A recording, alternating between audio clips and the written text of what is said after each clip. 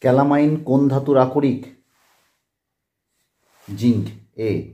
কোনটি সালফাইডের আকরিক? Zinc blende, ZnS.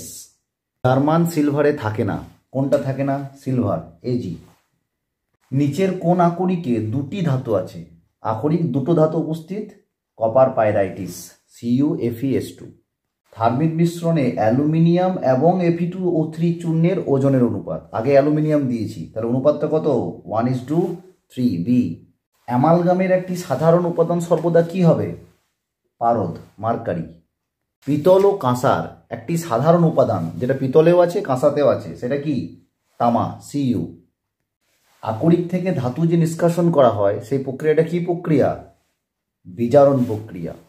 বি। নিচের কোন ধাতুটি কার্বন বিজারণ পদ্ধতিতে নিষ্কাশন করা হয়? সেটা হচ্ছে জিঙ্ক, সি।